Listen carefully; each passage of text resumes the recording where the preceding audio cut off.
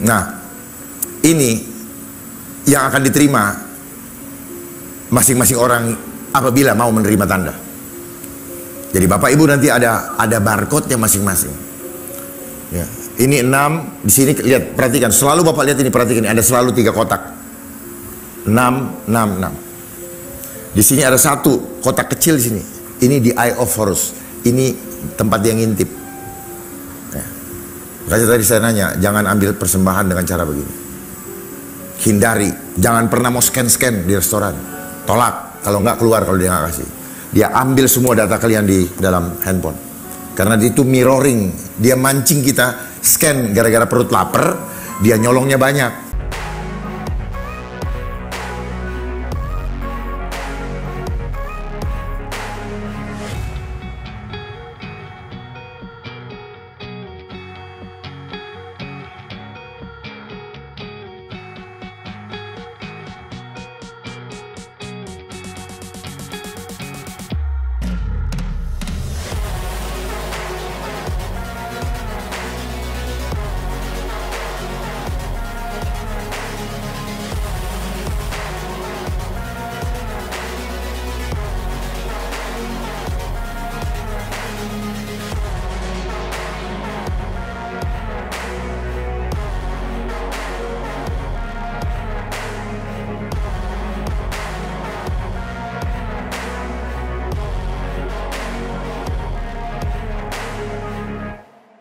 Shalom sahabat Gereja YouTube, puji Tuhan berjumpa kembali di channel kesayangan kita ini, yaitu Gereja YouTube di kesempatan yang diberikan Tuhan Yesus ini untuk melayani Tuhan Yesus untuk terus membagikan kesaksian-kesaksian yang sangat luar biasa.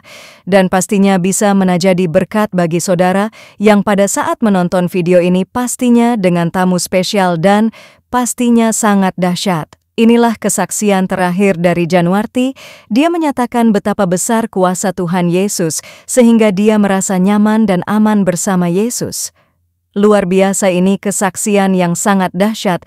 Sahabat Gereja YouTube, jangan lupa dibagikan di grup-grup rohani dimanapun kita aktif bermedia sosial. Dan bagaimana kesaksian beliau selengkapnya tentu akan sangat menarik sahabat Gereja YouTube. Mari kita sambut dengan sukacita. Yuk kita simak dulu videonya. Shalom. Shalom. Puji syukur kepada Tuhan yang begitu mengasihi kita sampai siang hari ini kita bisa berjumpa di tengah-tengah kesibukan dan gelombang dunia yang semakin hari semakin tidak menentu. Saya percaya yang hadir pada siang hari ini terpilih untuk mendengarkan pesan-pesan bagaimana kita menghadapi perjalanan hidup kita ke depan yang penuh dengan tantangan, yang bagi anak-anak Tuhan yang bisa melihat jauh ke depan sudah bisa melihat apa yang akan terjadi. Dan saya ingin membagikan kepada Bapak Ibu sekalian agar bersiap menghadapi goncangan besar. Jangan berpikir santai-santai seperti selama ini. 3 tahun yang lalu kita digoncang, dan itu baru simulasi. Tetapi ke depan akan ada yang lebih dahsyat lagi yang dimainkan oleh kelompok antikris. Bersiaplah. Jangan lagi terlalu berpikir tentang dunia ini, karena bagi mereka-mereka yang cinta akan uang, cinta akan harta dunia, itu akan mudah terjerembab di dalam jebakan-jebakan iblis. Saya diberi waktu 40 menit, jadi saya harus real quick supaya bisa saya sampaikan semuanya dalam waktu yang singkat. Karena saya biasanya 2 jam, ya. 3 jam pun saya nggak pernah capek. Tapi karena sewa YouTube katanya terbatas, ya saya ikutin aja. Dan saudara-saudara yang menyaksikan lewat YouTube, saya ucapkan selamat hari Minggu. Kita memasuki bulan Mei. Bersiaplah untuk menghadapi hari-hari yang jahat ini. Mari kita baca dari Matius 24 ayat 21 sampai 22. Mari kita baca bersama. Sebab pada masa itu akan terjadi siksaan yang dahsyat seperti yang belum pernah terjadi sejak awal dunia sampai sekarang, dan yang tidak akan terjadi lagi, dan sekiranya waktunya tidak dipersingkat, maka dari segala yang hidup tidak akan ada yang selamat. Akan tetapi karena orang-orang pilihan, waktu itu akan dipersingkat. Katakan, saya orang pilihan. Sekali lagi, saya orang pilihan. Ada konsekuensi orang pilihan.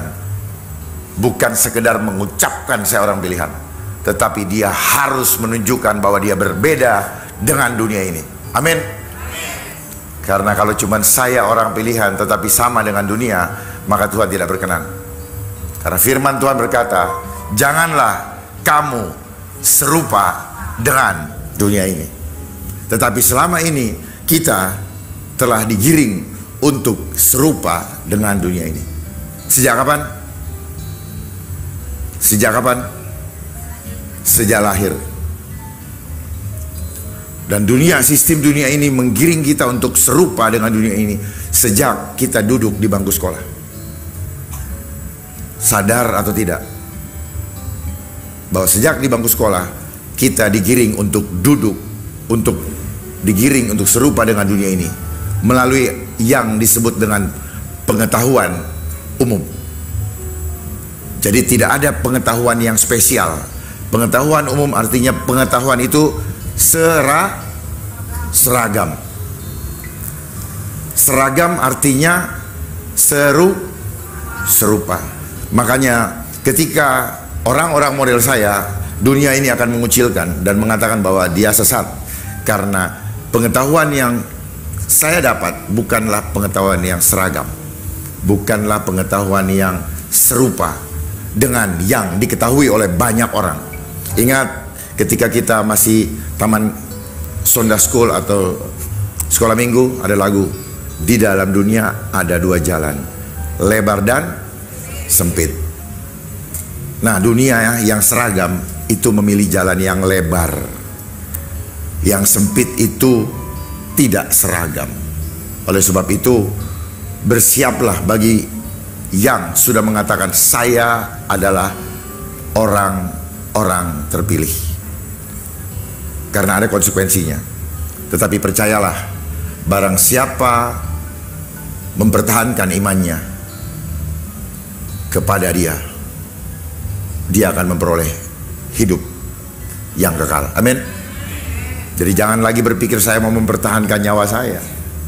Justru tanamkan di dalam diri kita pada siang hari ini, saya tidak peduli dengan nyawa saya, tetapi saya akan mempertahankannya, iman kepada dia, karena dialah yang dapat memberikan kehidupan yang kekal. Amin. Saya minta maaf kalau suara saya agak parau, agak serak, karena saya terlalu banyak dipanggil kemana-mana dan bicara saya sering terlalu lama, jadi akhirnya suara saya separuh. Baik, kita kupas satu-satu. Masa seperti apakah yang dimaksud pada masa itu? Saya ambil dari bahasa Indonesia yang sederhana. Kalian akan melihat kejahatan yang menghancurkan berdiri di tempat yang terlarang baginya. Pada waktu itu orang yang berada di Yudea harus lari ke pegunungan, bersiap. Kenapa dikatakan harus lari ke pegunungan? Nanti saya jelaskan. Saya mengambil sini dari bahasa Indonesia yang sederhana, dari pendurhaka keji menjadi kejahatan yang menghancurkan. Kejahatan yang menghancurkan yang dimaksud di sini adalah terstruktur, sistematis dan masif. Polanya selalu demikian, yaitu kalau kita dulu kenal namanya organized crime. Jadi sistem dunia sebenarnya dia mengerjakan organized crime. Apa yang dikerjakan adalah kejahatan yang diorganisir. Ingat kemarin pemilu ribut-ribut TSM. Jadi sebenarnya permainan dunia ini selalu bermain dengan terstruktur, sistematis dan masif. Covid kemarin juga terstruktur, sistematis dan masif. Kenapa terstruktur? Makanya ada organisasi yang menyuruh kita, menakut-nakuti kita. Sampai ke televisi, semua media dibayar oleh mereka. Sistematis, dia menggunakan sistem untuk membuat kita kena prank. Bagi orang-orang pilihan, dia tidak akan kena prank. Amin. Karena dia tahu ini orang bohong gitu. Ya. Mau cerita kayak apapun, bagi orang-orang pilihan dia bisa melihat ini yang ngomong bohong. Kenapa? Karena kita punya kuasa untuk menguji setiap roh, daripada nabi-nabi, daripada guru, daripada pemimpin, daripada pembicara, daripada ahli atau siapapun juga. Karena yang dia ucapkan itu keluar dari mulut yang ada roh Allah. Makanya jangan pernah tutup mulutmu dengan masker. Tegas saya katakan di sini, jangan pakai masker lagi.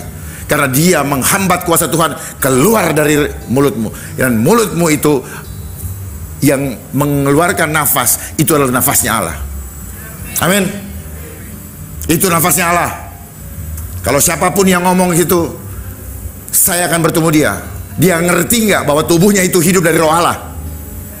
Ya. Mereka yang belajar anatomi tubuh, dia tidak tahu bahwa tubuhnya hidup dari roh Allah. Dia tidak belajar jantungnya bisa bergerak, itu karena ada roh Allah. Ya. Dia pikir tubuh manusia itu benda mati. Tidak. Tubuh kita itu benda makhluk hidup yang hidup dari berbagai entitas yang terdiri dari 50 triliun sel. Luar biasa Tuhan menyiapkan kita. Jadi jangan lagi percaya kepada mereka-mereka yang memberikan mimpi kepada kita. Jangan pernah percaya dengan manusia berdosa yang ujungnya dia pengen duit. Ya, percayalah sama dia. Mereka mau menggiring kita supaya kita disesatkan. Jangan kamu percaya kepada dia yang menghadirkan kamu di dunia ini, tapi percayalah kepada kami yang bisa menghasilkan teknologi dan bisa menolongmu. Mereka adalah pendusta. Jadi selama ini kita nggak sadar bahwa kita disesatkan. Kita pikir kita benar, kita pikir kita beriman, padahal kita sedang berjalan di jalan tidak beriman. Beriman itu hanya tunduk kepada satu Tuhan. Siapa Tuhan? Yesus, Yeshua HaMashiach. Dialah roh Yahweh yang menyelamatkan kita. Amin. Jadi nggak usah pusing Yeshua, Yesus Kristus, nggak usah pusing. Yeshua HaMashiach itu akar kata dari Ibrani. Nggak usah dipertentangkan. Orang kita tahu Yesus saja karena dikasih tahu sama orang tua kita kok. Ya, seringkali orang ribut itu tapi nggak ngerti. Dia menyesatkan orang, dia sendiri nggak tahu dia tersesat atau dia benar. Jadi jangan menyesatkan sebelum kita pribadi ketemu dengan Tuhan. Selama ada ketakutan, Anda belum ketemu dengan Tuhan. Berarti iman Anda adalah iman teori. Kenapa saya tekankan di sini? Karena orang-orang pilihan tidak lagi berteori. Dia siap mengorbankan nyawanya untuk saudaranya. Iman, pengharapan dan kasih. Yang terbesar adalah kasih. Yang terbesar itu apa? Ketika seorang sahabat mengorbankan nyawanya buat sahabatnya. Ketika seseorang mengorbankan nyawanya, disitulah kasih yang terbesar. Bukan yang lain-lain. Bukan yang lain-lain. Dengan segala macam apapun. Itulah kenapa Yeshua HaMashiach, Yesus Kristus mencontohkan. Dia mengorbankan nyawanya untuk menebus dosa kita. Amin. Jadi kejahatan yang menghancurkan adalah organized crime, terstruktur, sistematis dan masif. Saya mau menggiring ke sini supaya apa? Supaya Bapak Ibu tidak tersesat. Karena iblis itu bermain dengan apa? Dengan sistem. Dia melakukan tipu daya lewat sistem. Sistem apa? Sistem dunia. Tidak tahukah kamu bahwa kamu berasal dari Allah? Berasal dari Bapa di surga. Tetapi dunia dikuasai si jahat. Artinya sistem dunia ini dikendalikan oleh si jahat. Dan dia membuat konsep apa? Sistem kapitalis. Kapitalis itu apa? Orang yang boleh hidup hanya orang yang punya capital, punya modal, yang enggak budak. Tadi disampaikan oleh wakil gembala tentang bagaimana Musa melepaskan bangsa Israel dari tanah perbudakan menuju ke tanah. Tetapi sekarang kita mau ditarik lagi kembali ke tanah perbudakan. You get happy but you have nothing. Itu yang sedang dipromosikan sekarang. Kita mau diperbudak lagi karena kita takut nggak makan.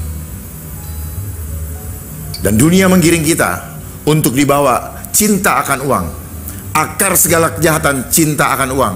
Banyak orang mengorbankan harga dirinya, melacurkan dirinya karena apa? Uang.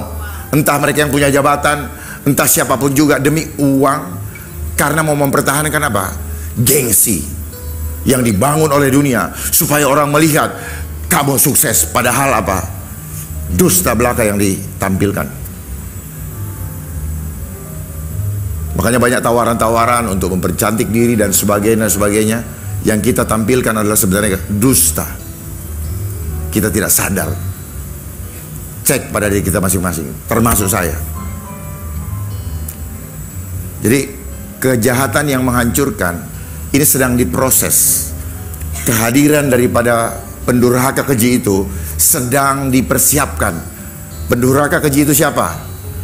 Antichrist. Antichrist dalam makna tunggal, artinya dia big bossnya. Tetapi Antichrist kecil atau kelompok sudah banyak dan sudah ada. Di tengah-tengah bangsa ini juga banyak. Siapa tadi? Yang saya sebutkan tadi, mereka yang cinta akan uang. Mereka tunduk kepada mamon. Itulah Antichrist. Tidak perlu merek agamanya apa. Jangan salah bahwa mereka yang sudah mengenal ini, enggak. Sudah mengenal Tuhan tetapi tidak, enggak. Siapa saja, termasuk saya. Kalau saya tunduk sama uang, maka saat itu sebenarnya saya kelompok daripada Antichrist. Makanya mulai hari ini tanamkan, saya tidak akan tergantung kepada uang. Uang tidak boleh mengendalikan saya punya iman. Saya berani meninggalkan dunia ini demi mempertahankan imannya, bukan demi perut. Tetapi kebutuhan jasmani kita itu yang akan menjadi trap, menjadi jebakan Batman yang akan membuat kita tunduk. Karena dunia ini memberikan faktor-faktor kesulitan. Sistem iblis ini memberikan faktor kesulitan di dalam pikiran kita. Waduh, kita harus realistis. Sehingga tanpa sadar iman kita menjadi kompromi. Waduh, realistis dong. Musuhnya 1000, kita 1 kabur aja. Atau kita bagaimana? Ya, itu yang sering terjadi. Jadi kita orang spiritual, tapi kita materialism. Ya, nggak bisa, Pak. Spiritual. Materialisme biar dapat salah satu, Pak. Lebih baik kita jadi penjahat sekalian, dapat dunia, daripada penjahat kagak, spiritual kagak. Ya, siapa di sini yang ada di tengah-tengah? Ayo. Selama ini orang cuman apa? Ritual. Ya. Sebagainya. Tapi apa? Lu makan apa besok ya? Saya pun demikian tadinya. Saya bisa ngomong begini karena saya mengalami itu. Ya. Kenapa? Saya belum berjumpa dengan Tuhan. Tetapi saya selalu masuk ke tempat ibadah. Pulang-pulang saya galau juga. Saya banyak melakukan kesalahan. Saya menyampaikan ini bukan menyindir siapapun juga, tapi saya sedang menegur diri saya. Berdiri di tempat yang terlarang baginya. Pada waktu itu orang yang berada di Yudea harus lari ke gunung. Ini belum, ya. Tapi persiapkan ini. Saat ini adalah saat mereka antikris kecil ini sedang mempersiapkan karpet merah untuk antikris besarnya. Tetapi kalau waktu itu datang, bersiap untuk lari ke gunung. Bukan lari sekedar lari karena takut dibunuh, tidak. Untuk kita manfaatkan waktu kita untuk tetap mencari jiwa-jiwa, bukan karena takut. Ya, gunakan akal pikir budi kita, hikmat dari Tuhan untuk ini. Jangan bilang mana mereka, itu tolol, ya, itu mencobai. Tetapi lakukan semaksimal. Gunakan kesempatan hidup ini untuk melaksanakan amanat agung. Jangan egois. Tetapi doktrin-doktrin yang saya perhatikan juga terhadap diri saya selama saya ibadah di mana-mana, itu doktrinnya apa? Membuat saya eksklusif. Yang penting gua percaya Yesus, gua selamat, bodoh amat sama orang lain. Siapa yang punya hati seperti itu hari ini? Saya pernah punya hati seperti itu. Karena nggak ngerti, ternyata nggak bisa. Kalau kita lihat ada yang jatuh, kita ikut, ayo angkat, ayo kita sama-sama di ini. Nggak bisa kita lepaskan, Pak. Ya. Tapi nanti, makanya sekarang apa? Tanda-tanda manusia akhir zaman, kasih semakin ingin. Apalagi sejak permainan isu COVID kemarin, semua menjadi apatis. Diajak bersatu nggak mau. Kenapa? Karena mereka sudah dibikin down mentalnya. Dengan sulitnya mencari penghidupan, sulitnya mendapatkan ekonomi, memenuhi kebutuhan ekonomi, dimainkan oleh mereka dan sukses mereka. Ya. Mereka yang memainkan ini menikmati ribuan triliun. Mereka tertawa-tawa dan sebagainya. Ini adalah dalam rangka persiapan menuju kepada kedatangan si pendurhaka keji itu. Nah, harus lari ke gunung, persiapkan dari sekarang. Kehidupan yang tidak mengikuti sistem dunia, tidak bisa membeli atau menjual kecuali menerima tanda. Tidak ada pilihan. Kita tidak bisa lagi masuk ke mall ini. Kita tidak bisa lagi belanja kemana, karena selalu harus pakai tanda. Makanya saya perhatikan, saya nggak tahu di tempat ini menggunakan QR code nggak, menggunakan carries nggak dalam persembahan, menggunakan nggak? Tidak, jangan pernah gunakan. Terpujilah firman Tuhan. Kalau tidak menggunakan, bagus. Untung saya lupa nanya. Tahu gitu saya harus nanya, karena saya anti dengan tanda itu. Karena itu adalah barcode daripada sistem binatang tadi. Makanya dibilang digitalisasi, digit, bilangan. Hati-hati, ya. Begitu masuk ke situ, dikunci, dana Bapak Ibu tidak bisa digunakan. Mereka yang tentukan. Bapak misalnya hanya boleh belanja 2 km dari rumah, mau bilang apa? Supaya kita nggak bisa lari, kita mubeng aja di situ. Yang boleh dibelanjain hanya A, B, C, D, yang ini nggak bisa. Jadi uang-uang kita capek kerja selama sekian tahun, bahkan mungkin hasil korupsi, cuman belum ketangkap aja, terus kemudian akhirnya ditentukan apa yang mau dimakan. Dan berikutnya 2 Tesalonika 2 ayat 8. Pada waktu itulah pendurhaka baru akan menyatakan dirinya, tetapi Tuhan Yesus akan membunuhnya dengan nafas mulutnya dan akan memusnahkannya kalau ia datang kembali. Saya tidak membahas lebih dalam, saya mau mengantar supaya Bapak mengerti bahwa masa yang dimaksud masa itu adalah seperti itu. Ini sedang kita menuju ke sana, dan mungkin nanti 2030 akan mulai. Ya. Di sini yang akan saya tekankan apa? Nafas mulutnya. Kembali lagi nafas. Nafas kita berkuasa. Saya punya suara bisa keluar dari nafas. Bisa dibayangkan kan? Itulah roh. Yesus berkata, nafas yang keluar. Tuhan bersabda, nafas yang keluar. Sembuh engkau, nafas yang keluar. Itu adalah kuasa Allah. Makanya jangan coba-coba percaya sama benda-benda mati buatan manusia jahat hanya untuk dia dapat duit. Ya, setiap ada nafsu di balik rencana itu, di situ tidak akan ada damai sejahtera. Ya, ketika saya datang ke sini dan ingin tampil dan ingin dilihat orang, maka tidak ada kuasa. Dia yang harus tampil, bukan saya. Makanya jadilah medianya dia, jadilah medianya dia, supaya dia yang nampak di dalam diri kita masing-masing. Tetapi kita suka terbawa dengan iklan, baju ini, baju itu, kita ngikutin, akhirnya kita menampakkan apa yang iblis mau untuk kita tampakkan. Baju perut segini, ini celana pendek segitu dan sebagainya. Fotonya di begini, begini fotonya. Apa yang dicari? Dia menampakkan dia menjadi medianya iblis. Sadar tidak? Lihat semua di Instagram. Kita digiring masuk. Hati-hati dengan handphone. Handphone ini alat omnipresennya iblis. Dia hancurkan jiwa-jiwa generasi muda. Cukup dengan alat itu. Roh Allah omnipresent. Iblis tidak mau kalah. Dia omnipresent juga. Lewat itu. Makanya lihat. Tidak ada satupun hampir yang tidak pegang. Dan di situ ada spiritnya. Ya. Jadi masa itu adalah masa antikris. Tapi kita sedang menjelang. Belum. Lanjut. Tolong saya diingatkan ya kalau ini, karena saya suka lupa. Saya asik kalau menyampaikan firman Tuhan. Kapan masa itu akan terjadi? Di sini. Ini adalah nubuatan daripada Daniel 9 ayat 27. Raja itu akan membuat perjanjian. Itu menjadi berat bagi kita semua, bagi banyak orang. Selama 1 kali 7 masa, pada pertengahan 7 masa itu ia akan menghentikan korban sembelihan dan korban santapan, dan di atas sayap kekejian akan datang yang membinasakan sampai pemusnahan yang telah ditetapkan menimpa yang membinasakan itu.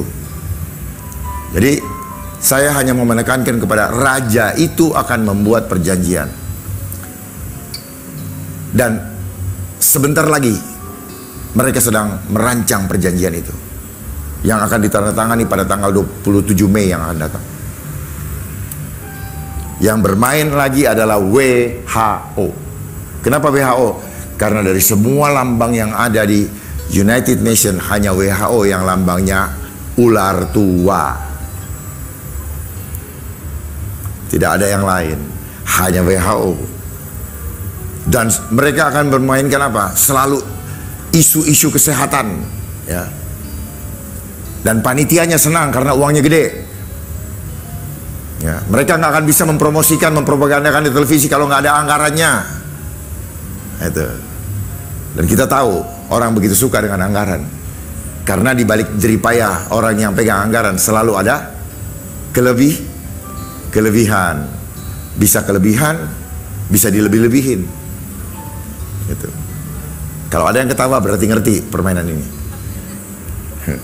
Dan orang selalu membuat laporan. Kenapa? Supaya ada cara untuk mengambil uang dan dicatatkan di dalam buku, di pembukuannya, bahwa oh ada alasan. Jadi mereka selalu mencari uang dengan apa? Membuat namanya project.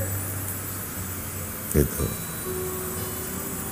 Mereka panitianya Antichrist kecil inilah yang memainkan proyek itu. Untuk apa? Untuk membinasakan kita. Tetapi mereka tidak sadar, mereka pun akan dibinasakan oleh peraturan yang mereka bikin. Ya. Namanya apa? WHO Pandemic Treaty. Dan itu akan ditandatangani pada tanggal 7 Mei yang akan datang. Bersiap. Mereka akan mengurung Bapak Ibu lagi di rumah dengan alasan ada wabah, ada keadaan luar biasa dan sebagainya. Jangan takut, saya kasih tahu dari sekarang. Begitu ngomong, lu bohong, gitu aja. Pokoknya kalau mereka dengar, tanya saya, bener gak mereka ngomong? Saya akan bilang bohong. Dari sekarang saya bilang bohong, supaya Bapak Ibu jangan dengar tuh yang ada di televisi tuh. Semua mereka ngomong dibayar. Yang ngomong aja nggak ngerti yang diomongin bener apa enggak. Karena cuma dikasih skripnya kayak sinetron. Lu suruh ngomong ini, dia ngomong ini. Begitu di challenge dia nggak berani. Jadi mereka tuh sudah nyiapin data apa yang mau diomongin. Ya, kayak orang mau pidato gitu. Dia sendiri nggak ngerti apa yang dibaca itu bener apa enggak. Karena disuruh. Demikian pula permainan ini, panitia di sini, di domestik, itu juga nggak ngerti. Sudah ada blueprintnya. Mereka tinggal mengikuti. Ini duitnya, ini anunya, skenarionya. Itu yang akan terjadi. Jadi mereka bermain seperti itu. Kenapa mereka begitu? Karena tujuan mereka adalah mengambil alih otoritas Tuhan di dalam mengatur hidup kita. Melalui apa? Melalui peraturan-peraturan yang jahat.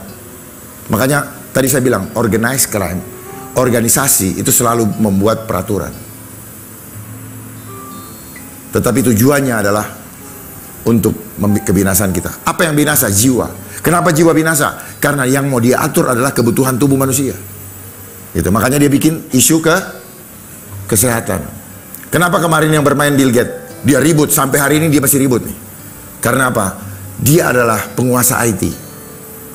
Apa hubungannya dengan kesehatan? Hubungannya kesehatan bicara tubuh, maka hubungan antara keinginan Bill Gates adalah memasangkan teknologi ke dalam tubuh. Jelas ya? Jadi jangan pusing, oh kenapa Bill Gates bukan ahli? Enggak, ini dia punya kepentingan. Gitu. Jadi jelas ini adalah menuju kepada penggenapan Wahyu 13 ayat 15 sampai 18. Tidak ada seorang pun dapat membeli atau menjual kecuali dia menerima tanda. Ya, dia akan menerima tanda. Tanda apa? Sistem digital. Dan satu-satunya yang belum bisa mereka inikan adalah sistem digital, adalah pemasangan chip. Makanya mereka sedang mencari cara supaya nggak ketahuan. Tetapi anak-anak pilihan bisa membaca udang di balik batunya. Amin. Jadi jangan takut. Tuhan akan kasih kita hikmat bagaimana cara kita lepas atau terluput. Karena kita orang pilihan tidak ditetapkan untuk mengalami peristiwa itu. Amin. Nah, Wahyu 17 ayat 18. Dan perempuan yang telah kau lihat itu adalah kota besar yang memerintah atas raja-raja di bumi. Kenapa saya hubungkan dengan sini? Perempuan yang kau lihat itu adalah apa? Patung Liberty. Dan itu adalah kota besar yang memerintah atas raja-raja di bumi. Itu adalah New York, di mana berdiri markas kantor United Nation. Dia memerintah atas raja-raja di bumi. Semua kepala negara berada di bawah kontrol. Makanya kenapa permainan kemarin kan seluruh dunia kena virus, itu karena mereka yang mengendalikan. Ini adalah proyek Great Reset buat mereka. Tetapi buat kita adalah Great Turbulent, Great Tribulasi. Ini mereka bilang Great Reset, tetapi bagi kita itu adalah goncangan besar yang akan mereka lakukan. Paham ya? Oke, lanjut. Supaya paham, supaya ada hubungannya ini. Makanya WHO yang bermain, karena WHO adalah underbow atau badan khusus daripada United Nations, termasuk UNESCO, IMF, World Bank, FAO. Alkitab juga dikendalikan sama United Nations. Makanya setiap baca firman Alkitab, pahami firman Tuhan dalam makna roh. Uji dulu. Ya, jangan cuma baca ketikan pelontongan begitu. Apalagi kalau baca di gadget, dia rubah banyak. Ya, tadi saya diskusi sedikit di belakang di pastori bahwa hati-hati baca firman Alkitab. Firman Tuhan itu ya dan amin. Tetapi jangan salah, yang mengetik itu manusia. Ya, dengan segala macam motivasi dan tergantung siapa yang membiayainya. Manusia dikontrol dengan uang. How to control the world? Kontrol manusia dengan apa? Uang. Kuasai makanan, kamu bisa mengontrol manusia. Kuasai energi, kamu kontrol negara. Kuasai uang, kamu mengontrol dunia ini. Itu yang terjadi sekarang. Makanya kita digiring cinta akan uang. Dan banyak orang melakukan kejahatan karena mengejar uang. Bahkan mengalami berbagai macam duka. Banyak yang masuk penjara, banyak dibunuh dan sebagainya. Kenapa sampai terjadi siksaan yang dahsyat? Daniel 12 ayat 10. Banyak orang akan disucikan. Tujuannya ya, Tuhan membiarkan itu terjadi. Makanya sudah dikasih bocoran yang kita kenal dengan nubuatan. Nanti akan terjadi begini. Sebenarnya kalau kita dari dulu waspada, kita nggak perlu takut. Cuman kita terlena oleh dunia. Karena kita diciptakan untuk tidak berpikir apa yang akan terjadi ke depan. Pikiran kita dikotorin oleh dunia ini. Supaya kita sibuk mencari uang, sehingga kita lupa dan tidak punya waktu untuk mempersiapkan diri. Ya, itulah konsepnya Rockefeller.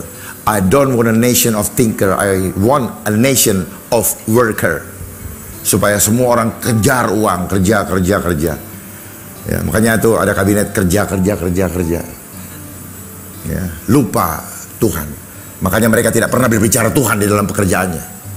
Ketika ada pandemi COVID, harusnya seorang pemimpin bilang, "Hei, rakyatku, kau jangan takut. Percayakan sama dia." Harusnya begitu dong. Bukan nggak boleh begini, nggak boleh begitu.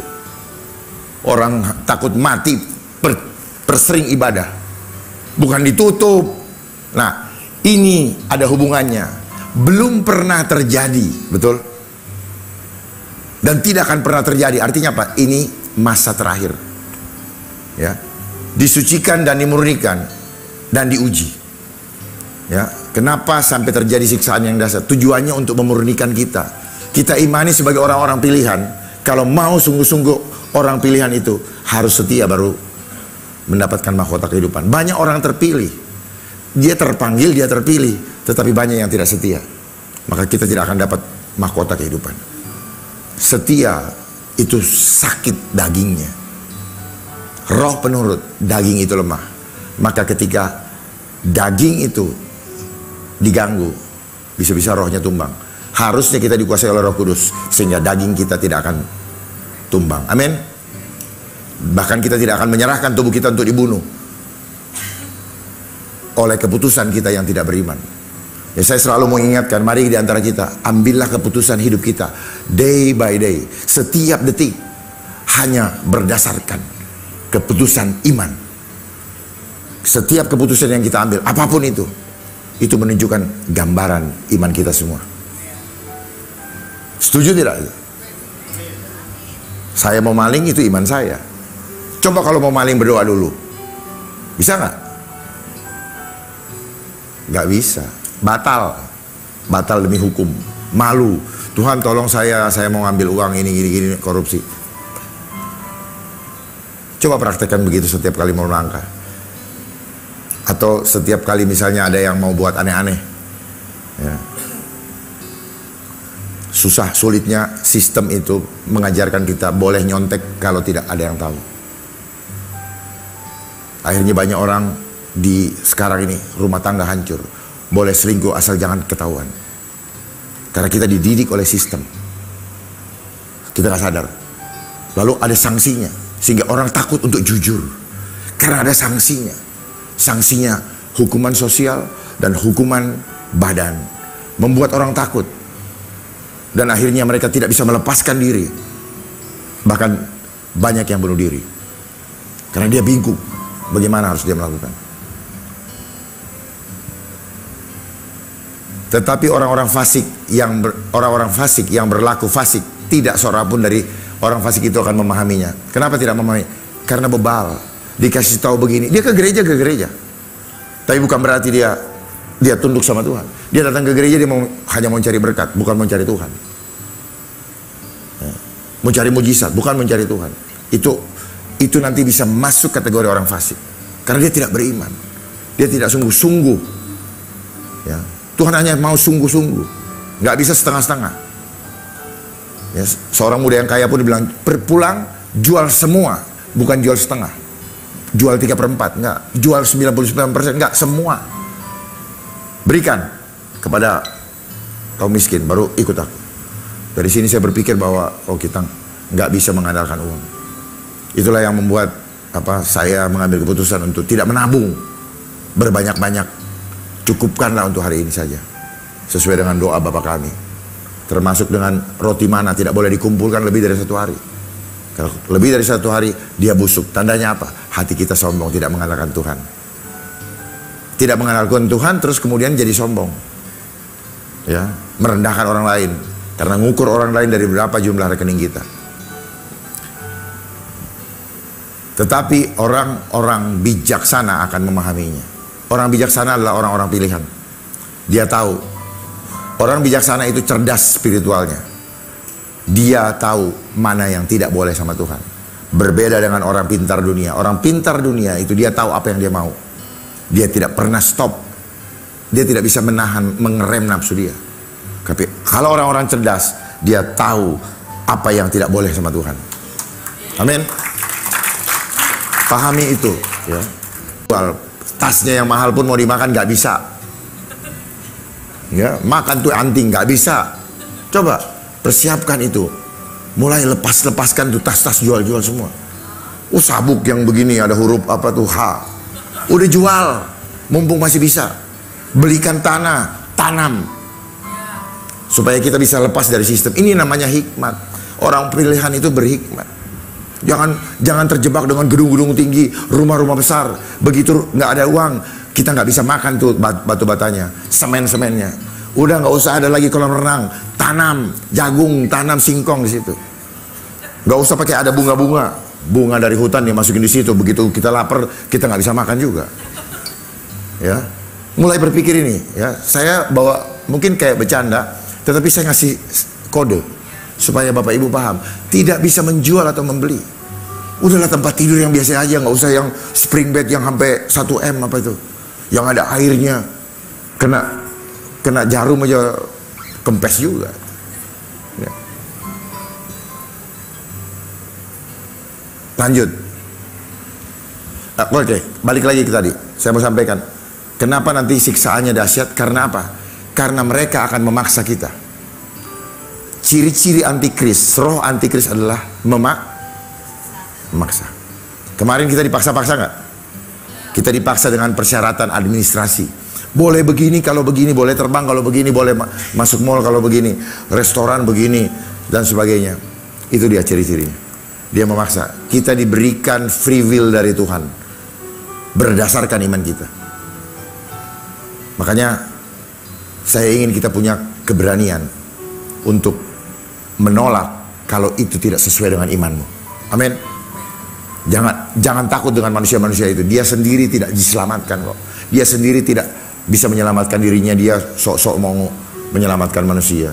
Dan mereka selalu menggunakan salus populi, suprema lex esto. Keselamatan rakyat adalah hukum tertinggi. Padahal apa? Itu cuma tipu-tipunya. Rakyatnya mau dibikin susah. Siap-siap. Ya. Kita bicara di gereja harus paham perkembangan global dan domestik. Karena perpolitikan itu mengatur iman kita. Saya baru sadar sejak kemarin terjadi itu. Buktinya gereja nggak berani. Oh, berarti politik ngatur. Dan ternyata di gereja pun ada politik. Jadi pemahami politik. Jangan didoktrin. Selama ini saya didoktrin di gereja bahwa tidak boleh berpolitik, tidak boleh berbicara politik. Salah.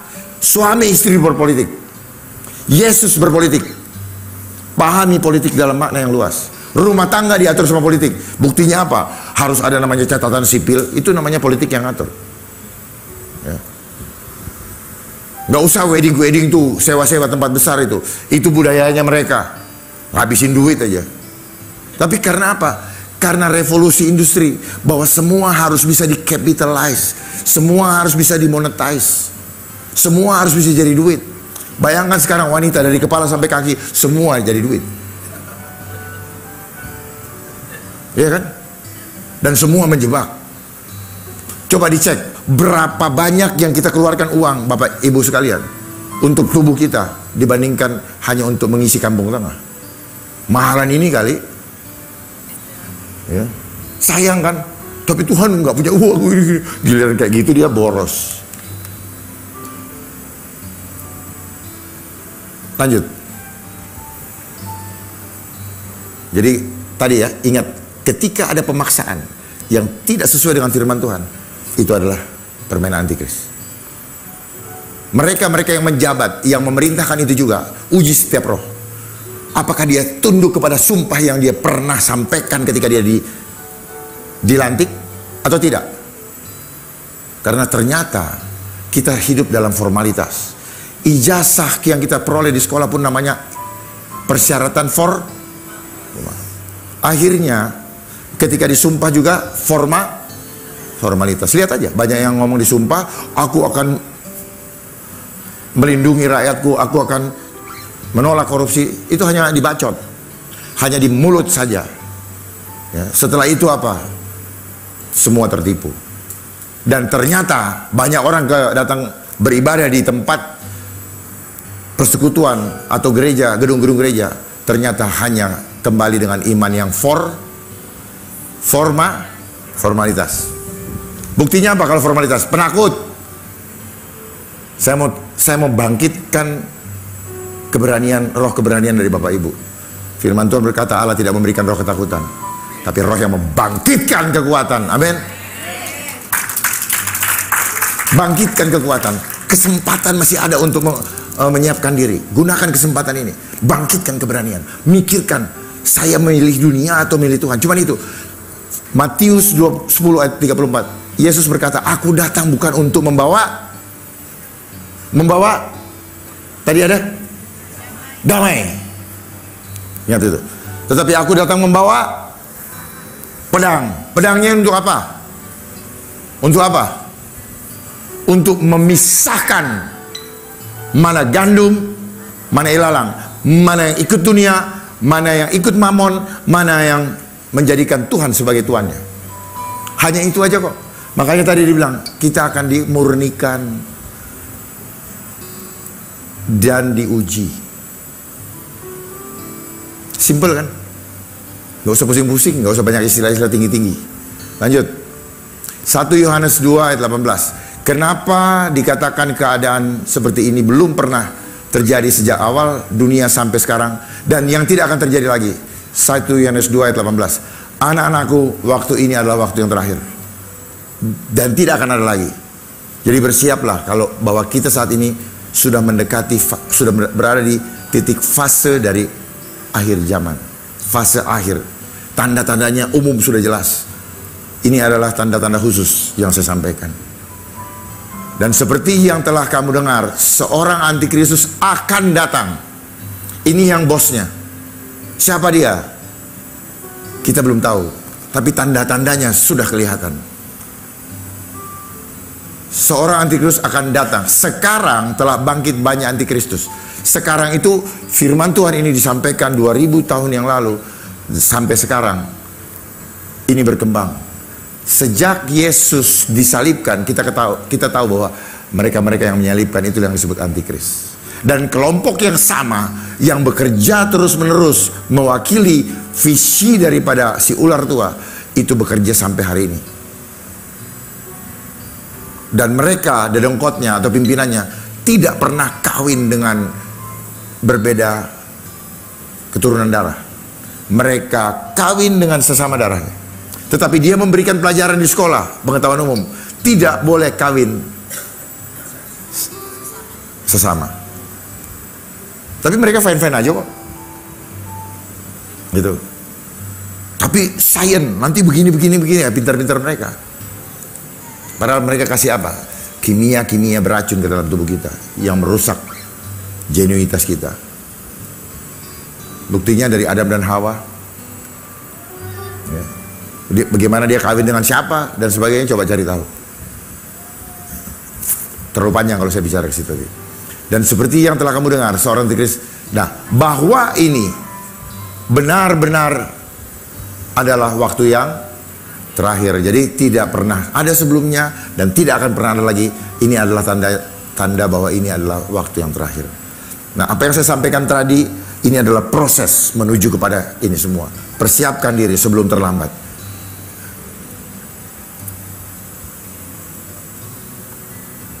Karena ini adalah proses menuju kepada one world government, one world currency, dan one world religion. Satu pemerintahan dunia, satu sistem ekonomi dunia yang kita kenal nanti dengan digital money, dan satu sistem agama di mana si antikris itu yang minta disembah. Siap-siap, nanti nggak ada lagi namanya inilah Muslim apa dan sebagainya Kristen, semua dia tutupin. Makanya ingat lagunya John Lennon, Imagine there is no heaven, karena dia adalah bagian. Band-band di dunia, boy band, bintang-bintang film yang terkenal di dunia, dia akan terkenal kalau dibesarkan oleh kelompok ini. Kalau nggak akan. Termasuk di setiap negara, yang dari Korea lah, mana semua. Kalau nggak bisa. Dia bisa create story. Oh, ini story sukses dari orang ini. Dia bisa create sehingga orang, gue pengen jadi kayak dia. Dia menginspirasi dan dia iklankan lewat television. Television adalah television. Visionnya si ular tua yang disampaikan lewat media. Makanya ketika COVID-19 kemarin, media is the real virus. Virus itu kalau anak-anak muda bilang apa? Bad vibe, good vibe. Kok takut? Ya. Yang saya sampaikan ini adalah good vibe. Yang mereka sampaikan lewat media adalah bad vibe. Makanya mereka bilang kalau di media apa? Bad news is good news. Good apanya? Salary-nya bos, pemasukannya, ya, supaya ngerti semua. Lanjut. Saya mau kasih lihat sistemnya. Nah ini rencana-rencananya mereka. Saya tidak perlu ulas, ya. Sudah ada di sini semua. Saya juga tidak mengerti kenapa Tuhan fokuskan saya untuk membahas selalu berkaitan dengan akhir zaman. Karena yang kita perlukan bukan apa sejarah masa lalu, tetapi bagaimana kita menyiapkan diri untuk menghadapi masa depan. Ini ya. Berikutnya. Ini kenapa mereka selalu mainkan isu kesehatan. Karena mereka ingin memasang chip di dalam tubuh kita yang dipersatukan dengan sistem perekonomian, disatukan dengan sistem pemerintahan, disatukan dengan sistem telekomunikasi, disatukan dengan e-financial atau perbankan dan sebagainya. Social platform, media sosial, itu ingin disatukan. Posisi kita nanti di mana? Healthcare. Alasannya apa? Alasan kesehatan. Mau dicek ada virusnya enggak, untuk tracing people, dicek ada sudah divaksin belum, bilang aja mengontrol. Alasan-alasan aja. Itu kenapa mereka ada ini. Bapak Ibu harus mengerti. Kenapa COVID kemarin ada namanya COVID. ID itu adalah identity di digital. Jangan ditipu-tipu, penyakit apaan. Itu proyek mewujudkan sistem digital. Makanya kalau kita penakut, belum apa-apa, akal sehat kita hilang, nggak bisa mikir. 19 itu apa? Artificial intelligence. Satunya sama dengan A, 9-nya I, artificial intelligence. Jadi barang siapa sudah divaksin akan menerima sertifikat sebagai identitas digital dan akan dikontrol oleh artificial intelligence. Makanya nanti ada namanya Satu Sehat. Dulu Peduli Lindungi, sekarang mereka sudah buat Satu Sehat. Kalau di luar dibilang apa? One Health. Sebagai aplikasi untuk healthcare. Mengerti ya? Ya, saya ingin Bapak Ibu mengerti betul. Lanjut. Nah, ini yang akan diterima masing-masing orang apabila mau menerima tanda. Jadi Bapak Ibu nanti ada barcode-nya masing-masing. Ya, ini 6 di sini, lihat, perhatikan. Selalu Bapak lihat ini, perhatikan, ada selalu 3 kotak.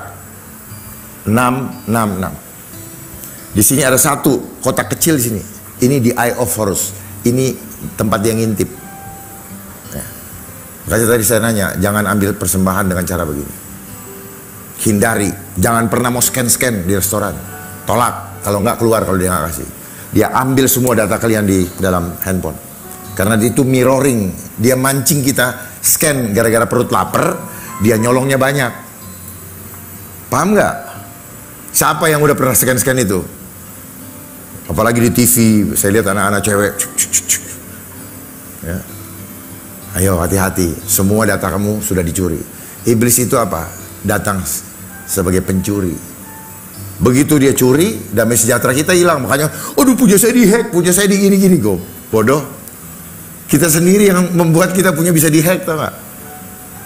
Dan akhirnya kita punya jiwa binasa.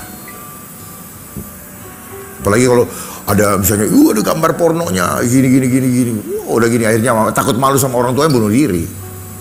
Ya, ambil jalan pendek dan sebagainya. Itu jebakan. Berikutnya. Nah, ini yang sekarang sedang dimainkan di setiap instansi di bangsa ini.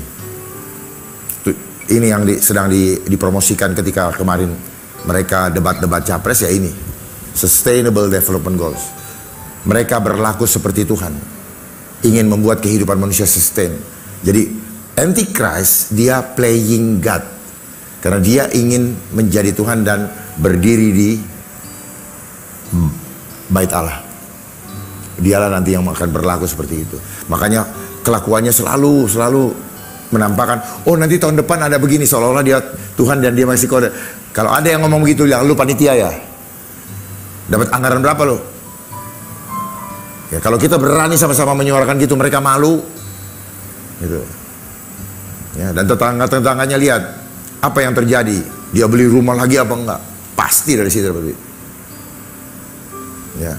Berikutnya, ini, lanjut ya. No poverty, tidak ada kemiskinan. Zero hunger, nanti akan dikasih makan. Makan apa? Gratis. Dan isinya racun. Ya. Ini, jadi kita mau tarik dari tanah perjanjian kembali ke Mesir. Karena apa? Peristiwa di Mesir, di gurun orang-orang Israel minta dikembalikan di sana. Yang penting apa? Makannya rutin, tepat waktu. Nah, goncangan ini akan terjadi. You get happy but you have nothing. Itu adalah program dari World Economic Forum. Jadi WHO dengan World Economic Forum ini punya korelasi. WHO ngurusin tubuh supaya dia bisa diatur pergerakannya.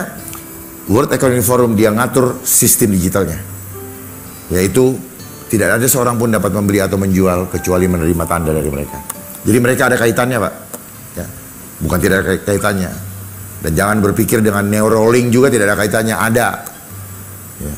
Karena mereka ingin berlaku playing God, ya, menaruh sesuatu dan mengendalikan hidup manusia dengan apa? Dari jarak jauh. Seperti kita mematikan televisi, menyalakan AC dengan remote control. Begitu dia punya teknologi. Ya, hati-hati dengan mobil listrik, hati-hati. Ya. Saya tidak menganjurkan, karena itu bisa dikontrol dari jauh. Tiba-tiba tidak bisa dibelokkan ke kanan kiri. Tiba-tiba dibanting ke sini, karena bisa dikontrol dari jauh. Hati-hati. Ya. Hati-hati. Saya hanya mengatakan hati-hati. Life is choice, hidup adalah pilihan. Lanjut. Termasuk cuaca-cuaca, jangan takut. Cuaca-cuaca ini ada yang ngatur. Ya, yang mereka sebut climate change, sebenarnya apa? Climate engineering. Nah, ini akan saya sebutkan tadi. WHO Pandemic Treaty. Menteri saya sudah mengatakan, untuk apa? Untuk apa? Artinya apa? Akan terjadi genocide. Bapak Ibu tidak akan tahu apa yang dimasukkan dalam situ. Karena apa? Karena mereka mengatakan itulah akibat pengetahuan umum. Orang yang tidak membidangi itu tidak boleh tahu. Disebut orang awam. Kalau saya ahli hukum, maka Bapak Ibu sekalian disebut orang awam.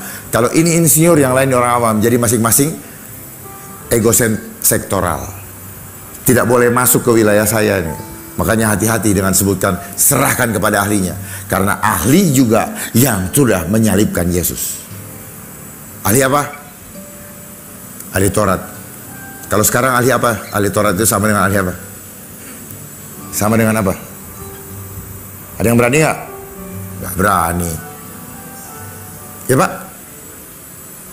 Ahli Taurat kalau zaman sekarang sama dengan ahli apa? Ya pokoknya semua yang namanya ahli hati-hati. Karena modelnya mereka menjadi ahli karena profesi untuk mendapatkan uang. Hati-hati. Ya. Lanjut. Nah, ini sudah ditandatangani di Bali. Ini ada fotonya semua. Kita lihat semua itu. Ya, saya tidak perlu sampaikan. Yang tengah yang pakai baju merah itu Tedros. Dia Dirjen WHO. Yang sebelahnya sini Menteri Kesehatan. Ini menjadi proyek besar. Untuk apa? Great Reset. Masuk kepada zaman New World Order. Masa Antikris. Mereka sedang mempersiapkan perjanjian itu. Dan yang akan dimulai dengan perjanjian yang akan ditandatangani tanggal 27 Mei yang akan datang. Dan mereka tidak pernah akan umumkan. 194 negara. Tetapi puji Tuhan 14 negara yang sadar dan melindungi rakyatnya. Dia sudah keluar, menolak dan keluar dari perjanjian ini. Rusia termasuk, Iran, Korea Utara, Kuba, Belarus, New Zealand, Laos, Estonia, Slovakia, dan ada beberapa lagi. Ya. Sudah banyak organisasi dunia yang menolak, tetapi mereka tetap ini EGP, bodoh amat. Karena tujuan mereka harus tercapai, Mereka harus melakukan percepatan karena di alam roh mereka tahu Yeshua HaMashiach akan datang dalam waktu yang lebih cepat lagi. Amin. Bersiap. Jadi mereka percepatan, mereka maksa karena mereka tergopoh-gopoh. Jangan sampai kita diselamatkan dulu, selamat waktu penyelamat, waktu penghakiman itu datang, kita sudah masuk dalam kubangan dosa yang dia sudah siapkan. Makanya dalam Wahyu 14 ayat 9 sampai 11, tolong nanti dibaca di rumah. Barang siapa menerima tanda itu, dia akan diseret di depan anak domba Allah. Jangan coba-coba. Saya sering mendengar yang membacakan apa? Wahyu 14 ayat 12 saja. Ayat 9, 10, 11 dia nggak mau baca. Padahal ini paling penting. Ini kelanjutan daripada sanksi apabila menerima tanda. Di Wahyu 13 ayat 15 sampai 18. AI itu ada di Wahyu 13 ayat 15. Memberikan nyawa itu ada di situ. Orang nggak sadar. Ya, AI itu ada nyawanya. Nyawanya iblis dimanifestasikan dalam AI. Lanjut. Terus.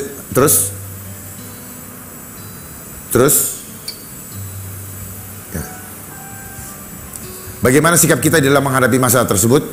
2 Tesalonika ayat 2 ayat 3 sampai 4. Janganlah kamu memberi dirimu disesatkan orang dengan cara yang bagaimanapun juga, termasuk cara memaksa. Selama ini kita sudah disesatkan oleh sistem. Sistem apa? TSM. Sistem yang dunia yang kita lewati. Saya mendapatkan hikmat seperti itu. Ternyata kita selama ini disesatkan, ditipu daya lewat sistem. Sehingga kita tidak merasa bahwa kita sudah berjalan di jalan yang salah. Makanya kemarin juga kita nggak ngerti. Banyak orang tidak paham. Tapi Tuhan membukakan hikmat demi hikmat. Sehingga saya paham. Saya bagikan kepada Bapak Ibu bahwa sistem dunia ini adalah permainan iblis. Mereka tidak pernah berpikir bagaimana keselamatan jiwa kita. Mereka menciptakan rekayasa ekonomi bangsa. Mereka menciptakan rakyat miskin. Mereka yang ciptakan. Supaya apa? Supaya menyembah kepada Mamon. Dengan cara apapun juga. Makanya dari kecil kita di sekolah suka dibilang ini, menabunglah untuk hari tua. Akhirnya hari tua menjadi hari yang sangat menakutkan. Iya betul ya Bu? Ibu ketawa terus dari tadi. Berarti Ibu ini paham. Bagus. Jangan mencemberut. Ya, kalau cemberut ini bingung apa gimana. Orang kalau tersenyum, dia gampang menangkap itu. Karena hati yang gembira adalah obat yang manjur. Hati gembira harus diawali dengan senyum. Kalau nggak ada senyum, sulit kita melihat hati yang gembira dan matanya akan berbinar-binar. Makanya orang senang itu kelihatan dari matanya. Apalagi dibeli tas Hermes. I love you gitu. Ya sering sekali gitu. Saya dulu kan pernah anak kecil juga. Kalau nggak dibeli nangis di pohon itu.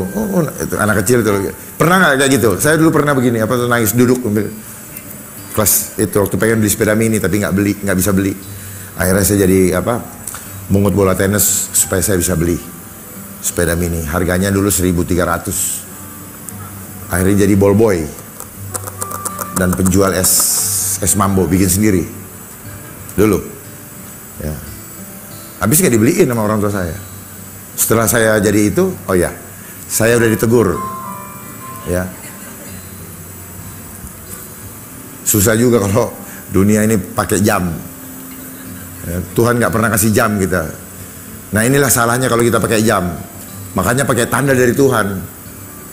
Ya. Dan ingat, jam ini adalah konsep antikris. Makanya ada teori Big Bang.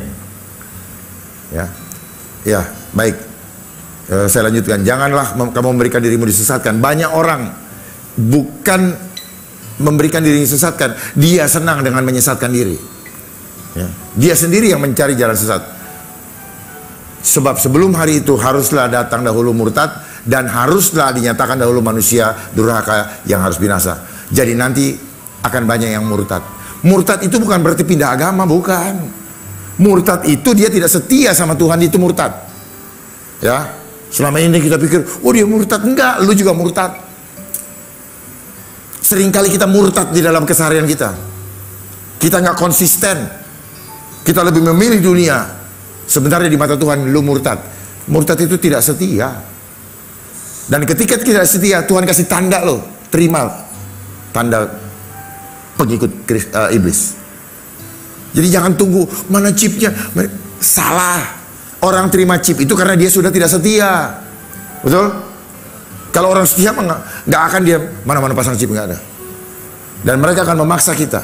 Jadi kalau kita takut, jiwa kita tunduk, maka tubuh kita serahkan. Kita gagal. Ini hanya manifestasi fisik ketika kita menerima tanda itu secara fisik. Tetapi tanda di alam roh, seperti ketika di Mesir, darah. Itu ketika saya tidak setia sama dia, saya memilih dunia, maka di situ saya murtad. Di mata Tuhan loh ya. Mata dunia enggak, KTP-nya masih Kristen. Paham ya Pak? Ya, supaya paham betul, jangan jadi Kristen-Kristen yang hanya teoritis. Kebanyakan kekristenan, iman kekristenan itu teori.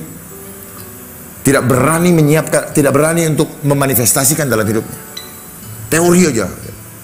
Mau masuk surga, nongki-nongki cantik lah apa. Kapan dia nyari jiwa? Sampai di sana ngomongin apa? Temen gua punya ini. Sadar nggak? Itu saya alami juga. Saya harap kita nanti kita rubah, mumpung ada kesempatan. 4 yaitu yang lawan. Lanjut. Nah, apa maksud sekiranya waktunya tidak dipersingkat maka tidak akan ada lagi yang selamat? Ya, sudah. Matius 7 ayat 19, waspadalah terhadap nabi palsu yang datang kepadamu dengan menyamar seperti domba. Banyak itu sekarang. Jangan, entah yang terkenal, entah yang tidak, waspada. Semua dikenali dari apa? Buah-buahnya. Kita bisa lihat dari buah-buahnya. Ya. Hati-hati dengan kehidupan hedonis. Karena hedonis juga termasuk adalah buah-buah yang harus diperhatikan. Ya, saya tidak mau bicara terlalu jauh. Tapi hedonis yang Tuhan inginkan apa? Kita menjadi saluran berkat. Amin. Bukan kita menunjukkan bahwa kita sukses dan terlihat hidup hedon. Salah. Ya. Katanya berani dikucilkan dunia. Ya. Ikuti teladan Kristus. Seperti beli Kristus. Jangan berbahagialah engkau yang dianiaya karena namaku. Karena mereka lah yang memiliki kerajaan surga. Ya. Jadi dari buah-buahnya, ingat, cek diri kita. Kita mari cross check diri kita. 2 Tesalonika 2 ayat 10-11, dengan rupa-rupa tipu daya. Tipu daya tadi pakai sistem. Oh, program ini yang ngomong pakai nama jabatan inilah, segala macam lah, rupa dengan muka yang ini. Ujilah setiap roh. Jangan percaya kepada mereka. Pasti ada orang di balik batu, apalagi kalau maksa. Pakai ini, pakai itu. Dan ingat, sekarang di sekolah-sekolah digalakkan namanya vaksin. Hati-hati, jangan pernah anak-anak ibu kena masuk racun itu. Dia mau merubah DNA Kristus yang ada di dalam tubuh kita. Jangan mau menerima namanya human papilloma virus. Vaksin itu adalah tujuannya, alasan mereka dibuat untuk mencegah kanker serviks. Sebenarnya mereka ingin mengeringkan kandungan daripada anak-anak gadis ibu sekalian. Dan setelah mereka sadar bahwa mereka tidak bisa melahirkan, tidak bisa memberikan keturunan, akan terjadi seks bebas di mana-mana. Waspada. Semua jenis vaksin, apapun itu namanya, tolak dalam nama Yesus. Percaya Tuhan menyiapkan kita ke dunia ini sempurna, serupa, dan segambar dengan Dia. Tetapi sistem dunia lewat tipu dayanya tidak ingin anak-anak Tuhan itu mengenal kebenaran. Kalau anak-anak Tuhan mengenal kebenaran, maka tidak ada ketakutan karena kita tahu kita berkuasa. Baca Kejadian 1 ayat 26. Allah menciptakan kita serupa dan segambar dengan Dia supaya kita berkuasa. Kita berkuasa.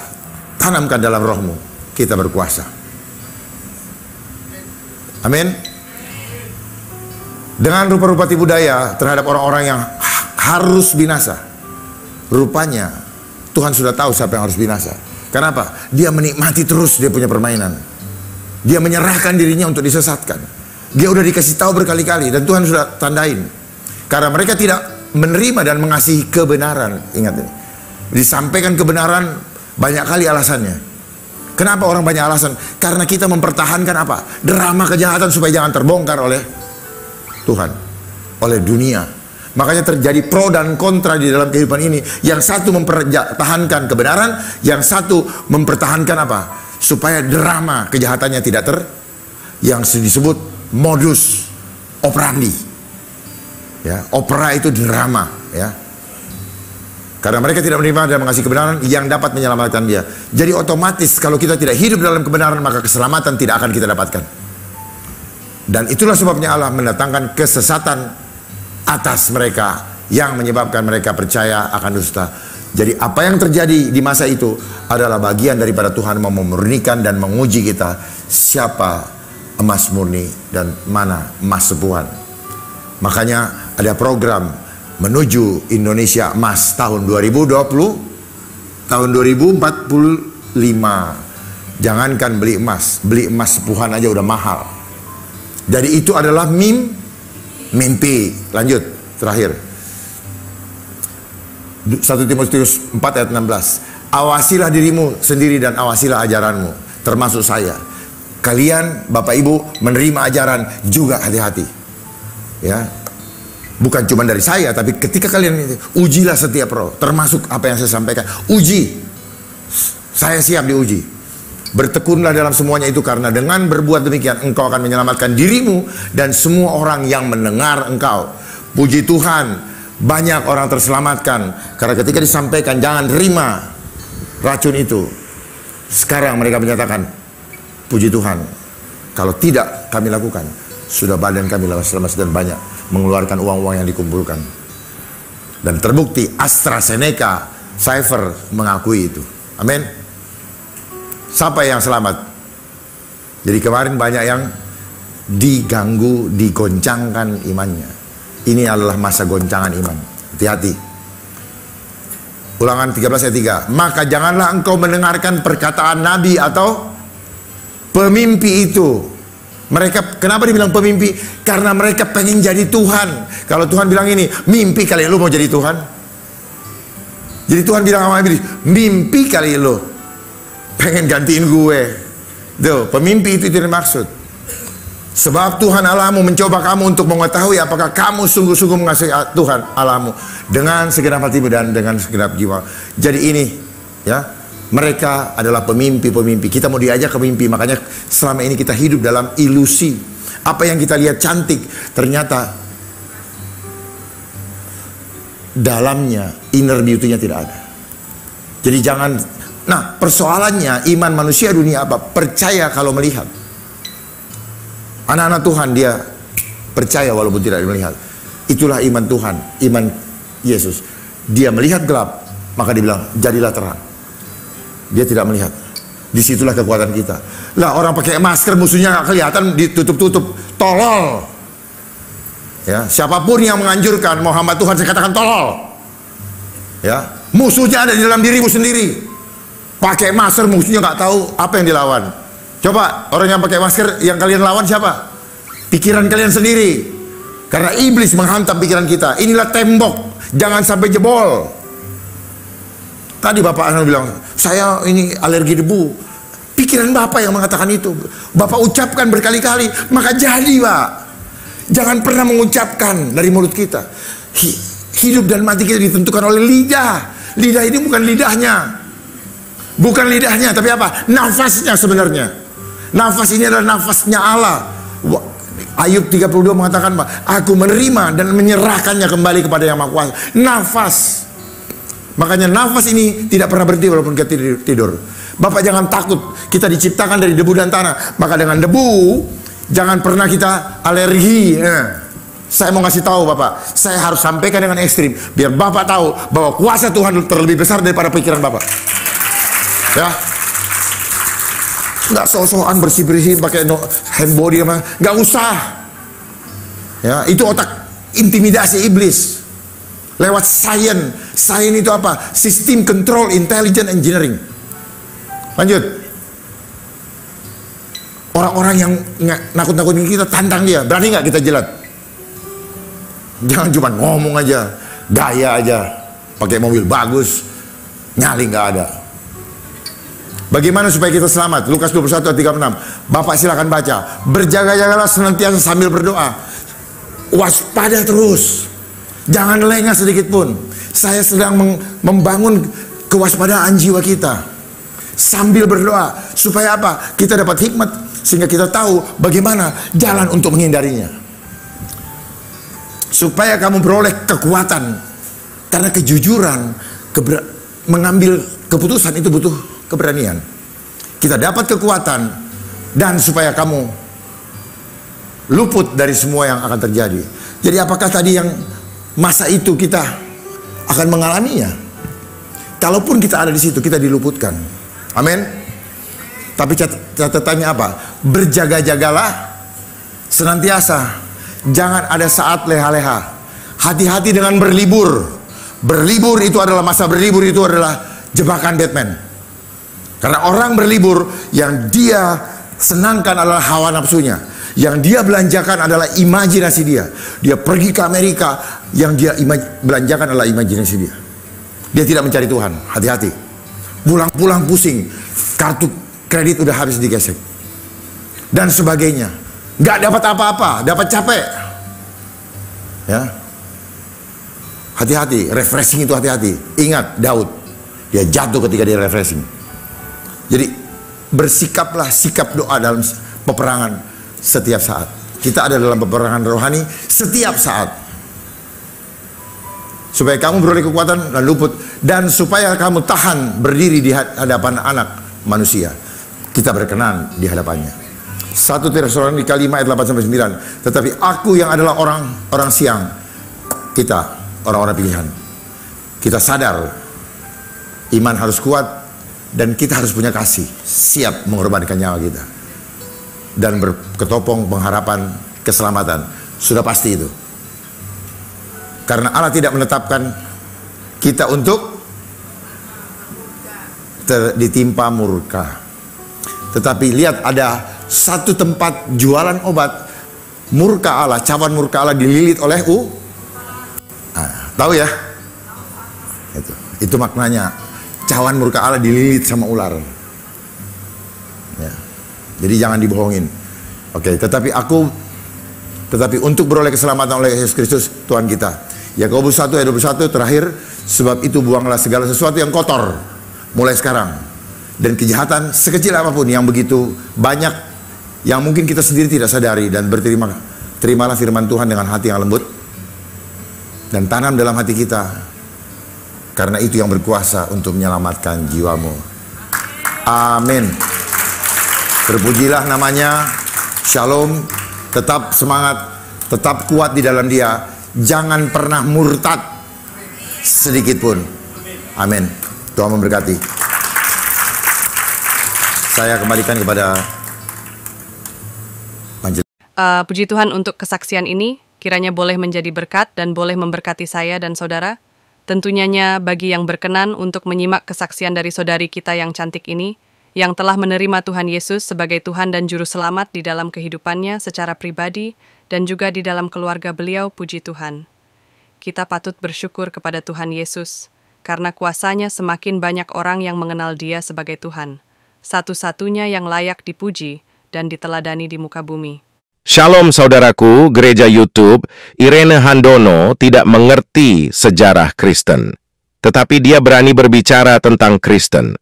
Bahkan dia berkata bahwa Yesus diangkat atau dilantik menjadi Tuhan. Nah saudara dalam Tuhan, akibat dari sok tahu, Irene Handono ini, dia pun secara tidak langsung dibungkam oleh Bapak Bambang Nursena. Bapak Bambang Nursena menjawab tuntas klaim kosong daripada Irene Handono ini.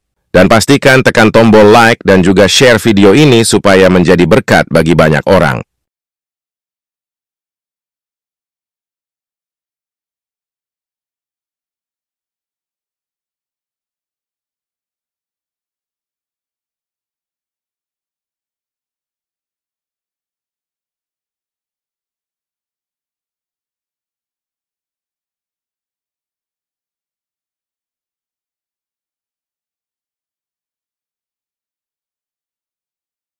Shalom Bapak Ibu yang kami sangat hormati dan kasihi, dalam nama Tuhan Yesus Kristus.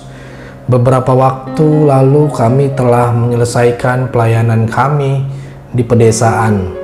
Kami membuat satu terobosan untuk membuat mobil ambulan gitu ya, untuk transportasi. Di sana kami memang sangat melihat di sana kebutuhan transportasi di desa tersebut. Selain jalannya yang jauh dan curam, terkadang kalau ada peristiwa malam hari atau ibu hamil, mereka kasihan, bingung mau diangkut pakai apa. Maka dari itu kita putuskan bersama tim untuk menggunakan channel Gereja YouTube ini untuk rekan-rekan subscriber bila ingin mengambil bagian untuk pelayanan ini bisa berbagi di rekening yang tertera di atas. Ayo ambil bagian. Kami perkirakan habis sekitar 130 juta karena untuk membeli mobil dan dekorasi ambulan tersebut, apalagi ditaruh oksigen, peralatan oksigen dan lain-lain. Kami memohon dukungan doa, dana dari Bapak Ibu, saudara-saudari penonton Gereja YouTube, orang-orang baik yang rindu berdonasi dalam melakukan atau mengirimkan di nomor rekening yang tertera di bawah ini.